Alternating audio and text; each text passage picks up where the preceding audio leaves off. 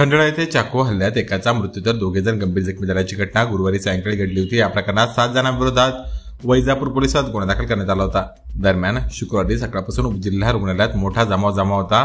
जोपर्यंत आरोपींना अटक होत नाही तोपर्यंत मृतदेह ताब्यात घेणार नाही अशी आक्रमक भूमिका नातेवाईकांनी घेतली होती। दुपारी 3:30 वाजेच्या सुमारास माजी खासदार इम्तियाज जलील यांनी उपजिल्हा रुग्णालयात भेट दिली। त्यांनी मयत मुलाच्या नातेवाईकांशी चर्चा केली व मयत मुलाच्या नातेवाईकांना घेऊन वैजापूर पोलीस ठाणे येथे पोलीस अधीक्षक विनय कुमार राठोड यांच्याशी चर्चा करण्यासाठी नेले। चर्चेदरम्यान पोलिसांनी काही आरोपींना अटक करण्यात आली असून उर्वरित आरोपींना लवकरच अटक केली जाईल असे आश्वासन देण्यात आले। पोलिसांनी दिलेल्या आश्वासनानंतर नातेवाईकांनी पीएम करून मृतदेह ताब्यात घेण्याचा निर्णय घेतला।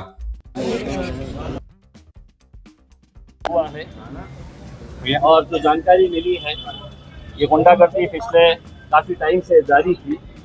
अखिल भाई अगर पुलिस सही तरीके से कार्रवाई करती, गुंडागर्दी अगर कोई कर रहा है और उसको अगर खुली छूट दे रहे हैं तो उसकी हिम्मत कैसे बढ़ते जाती है कि आखिर में वो किसी एक इंसान की जान ले लेता है।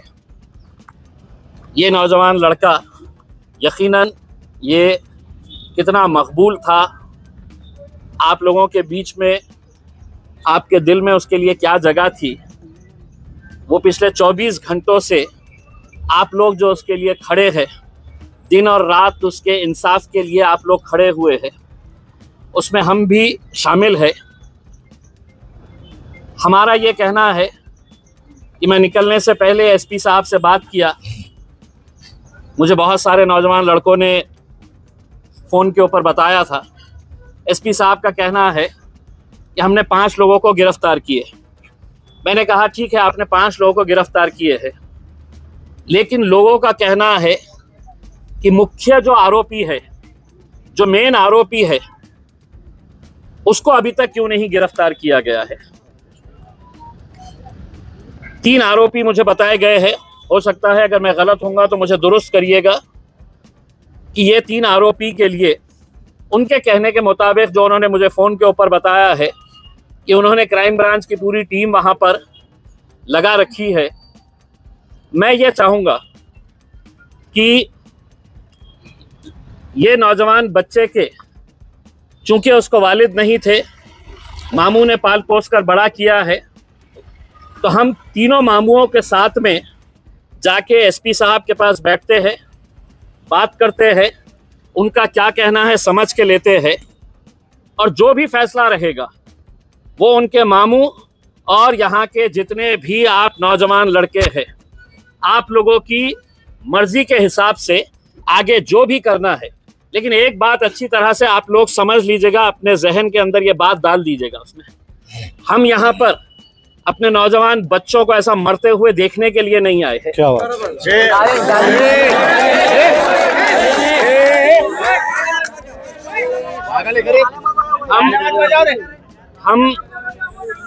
मैं किसी हालत के अंदर मैं वैजापुर की पुलिस को चैन की नींद सोने नहीं दूंगा जब तक है तो ये आरोपियों को गिरफ्तार नहीं करते। और हम पूरी ताकत के साथ, क्योंकि हम ये यहाँ पर इस मुल्क के अंदर हम ये नज़ारा, ये मंजर देखने के लिए नहीं है हम कि हमारे बच्चे ऐसे ही सड़क के ऊपर मारे जाएंगे, आरोपी फरार हो जाएंगे, कोई उन्हें दबा के रखेगा, छुपा के रखेगा करके उसमें। और मैं आपको इतना भी यकीन दिलाता हूँ, इसके लिए अच्छे से अच्छा जो भी वकील रहेगा, इंशाल्लाह हम पूरी ताकत लगाकर, एक बेहतरीन वकील लगाकर, इसको कड़ी से कड़ी सज़ा कैसी मिलती है इंशाल्लाह वो दिलाने के लिए भी हम पूरी जद्दोजहद करेंगे, पूरी कोशिश करेंगे। सिर्फ मेरी आप लोगों से अदबन ये गुजारिश है, मैं आपके गुस्से को समझ सकता हूँ, आपकी नाराज़गी को मैं समझ सकता हूँ, लेकिन हमें अगर कोई फैसला करना है तो अब हम जज्बात के साथ नहीं कर सकते हैं इसमें।